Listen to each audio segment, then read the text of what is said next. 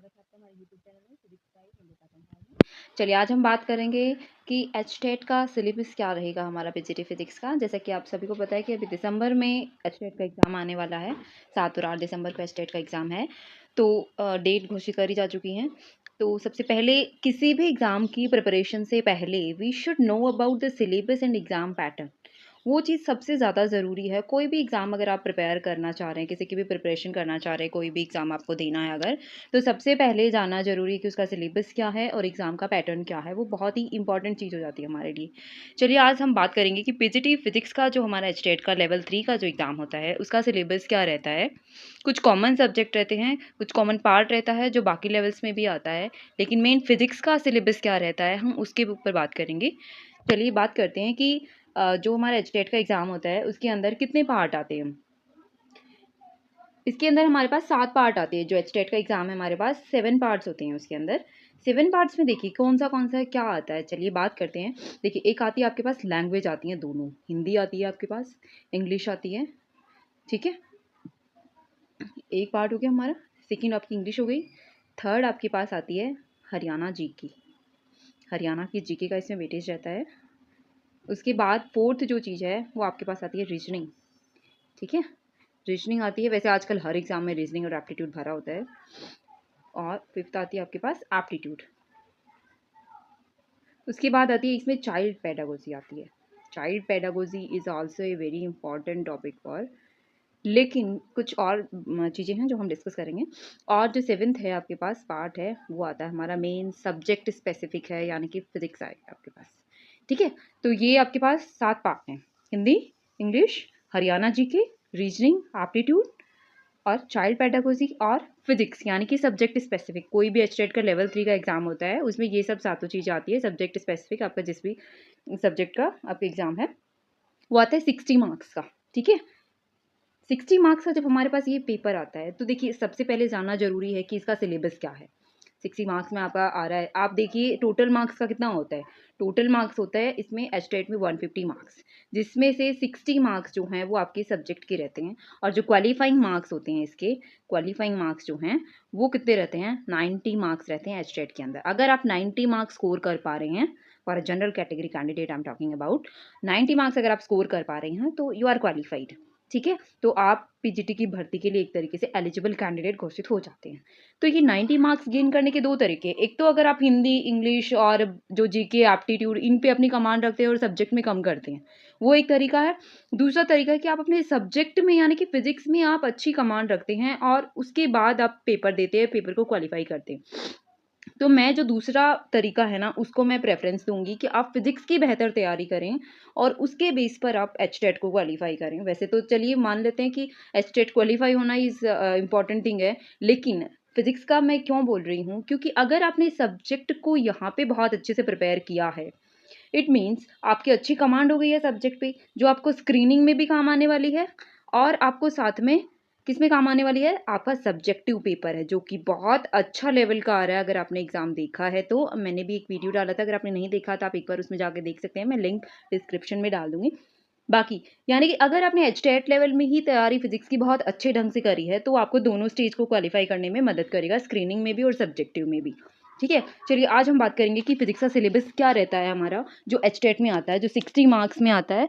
और 60 मार्क्स में हमें एटलीस्ट टारगेट करके चलना पड़ता है कि 50+ मार्क्स हम सब्जेक्ट में स्कोर करें, ताकि हमें बाकी पार्ट्स अगर बहुत कम भी रीड किए हैं ना तो भी हम अच्छा स्कोर इसमें हासिल कर सकते हैं।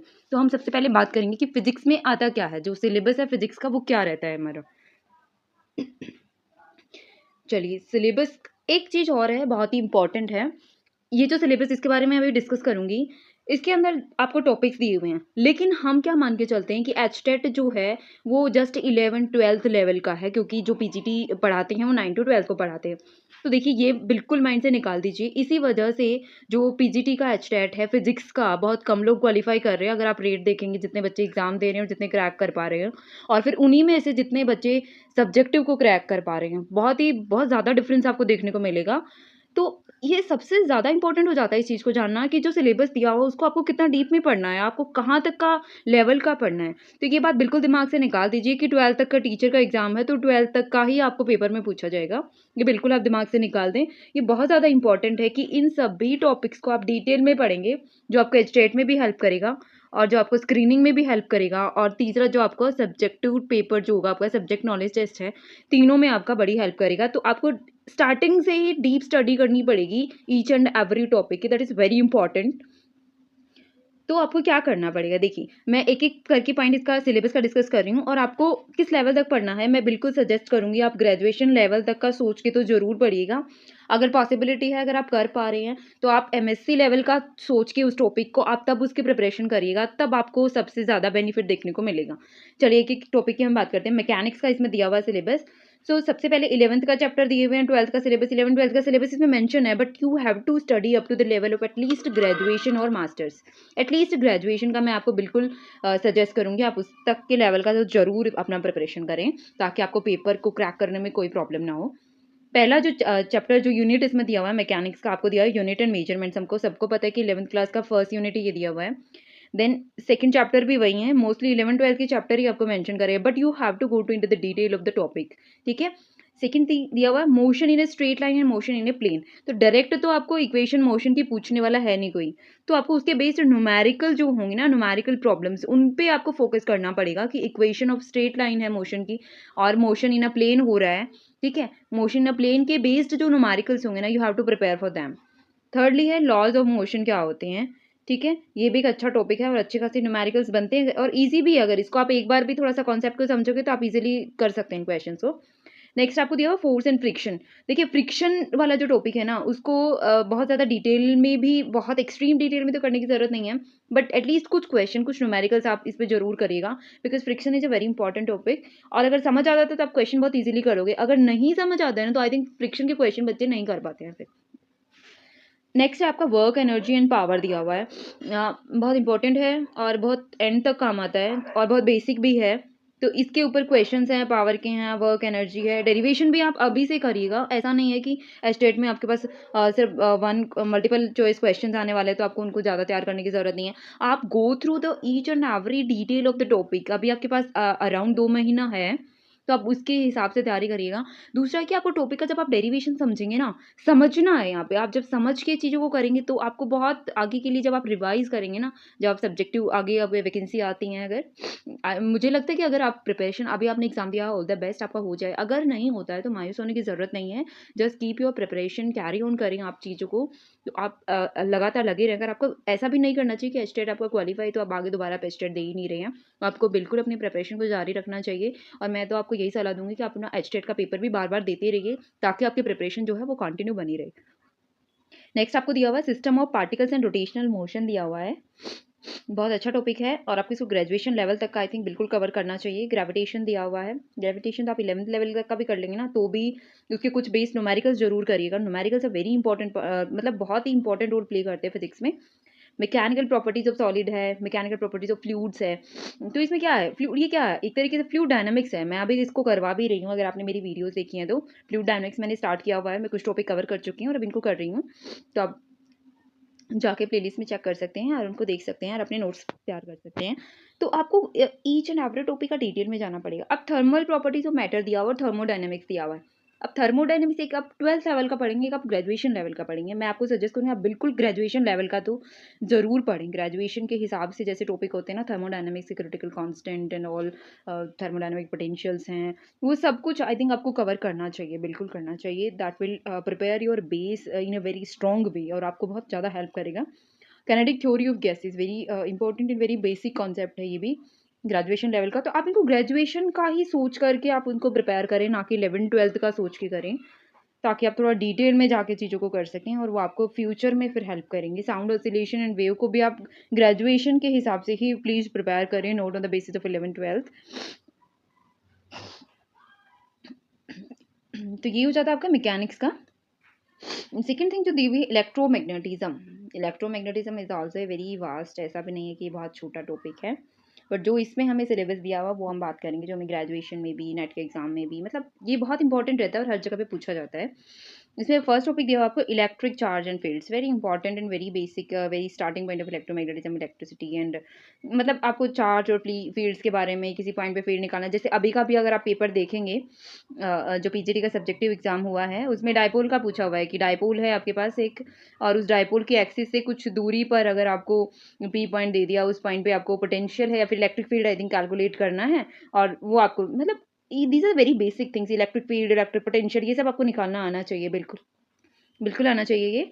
अच्छा, नेक्स्ट दिया हुआ आपको करंट इलेक्ट्रिसिटी। करंट इलेक्ट्रिसिटी भी देखिए अगर डिटेल में जाते हैं तो थोड़ा वास्ट हो जाता है, पर बहुत ज़्यादा वास्ट नहीं है, इसका आप बेसिक बेसिक कर लेते हैं तो भी इजीली आप इसे क्वेश्चन कर सकते हैं। नेक्स्ट थिंग दिया हुआ मूविंग चार्जेस एंड मैग्नेटिज्म, ठीक है, मैग्नेटिज्म और magnetic effect of electric current और मैग्नेटिज्म एंड मैटर, ये 3 चीज़ें हैं, एक तरीके से कोरिलेटेड हैं। मैग्नेटिक इफेक्ट इलेक्ट्रिक करंट का हो गया, ठीक है, मूविंग चार्ज मूव करता है तो मैग्नेटिज्म, करंट जब मूव कर रहा होता है, करंट होता है किसी में, तो मैग्नेटिज्म को भी मतलब एक तरीके से प्रोड्यूस करता है। मूविंग चार्ज होते हैं, मैग्नेटिज्म मैग्नेटिक फील्ड क्रिएट करते हैं, वो हमें पता है।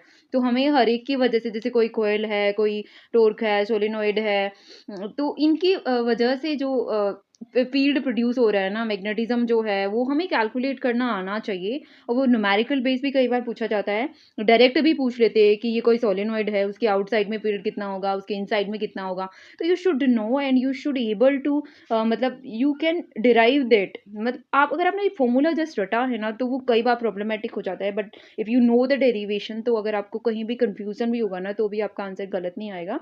आप जब उसको डिराइव करके देखेंगे, you have to understand the topic, ठीक है। और वो आपको देखना है कि आपको शॉर्ट नोट्स अगर ज़्यादा हेल्पफुल लगते हैं तो आप अपने हिसाब से शॉर्ट नोट्स बना सकते हैं, कोई प्रॉब्लम नहीं है। नेक्स्ट इलेक्ट्रोमैग्नेटिक इंडक्शन 11th-12th का भी है। मैग्नेटिज्म मैटर ग्रेजुएशन लेवल का आप ज़रूर तैयार करके चलें। ऑल्टरनेटिंग करंट के क्वेश्चन हो जाते हैं, इलेक्ट्रोमैग्नेटिक वेव्स का हो जाता है, जैसे ये सब आपको प्रिपेयर करना है, ये सब आपको ज़रूर प्रिपेयर करना है, ठीक है। उसके बाद हम बात करेंगे लाइट के बारे में, जैसे टॉपिक दिया हुआ है ray optics and optical instruments दिया हुआ है आपको, तो वो आपको स्टडी करने हैं। वो आपको क्या करना है, वेव ऑप्टिक्स है, जैसे वेव ऑप्टिक्स दिया हुआ है उसको आपको डिटेल में स्टडी करना है, ह्यूमन आई को आपको स्टडी करना है, ठीक है, वो आपको डिटेल में दिए होते हैं, तो वो आपको क्लियर करने हैं, ठीक है। उसके बाद आपको मॉडर्न फिजिक्स दिया हुआ है, सॉरी थोड़ा नॉइज हो रहा है। उसके बाद आपको मॉडर्न फिजिक्स जब आप करेंगे तो dual nature of radiation and matter cover करना है, एटम्स एंड न्यूक्लियाई करना है। उसके बाद इसको भी आप थोड़ा डिटेल में करिएगा, semiconductor, electronics, material, device and simple circuits करना है, और सब्जेक्ट रिलेटेड पेडागोजी करनी है, ओके।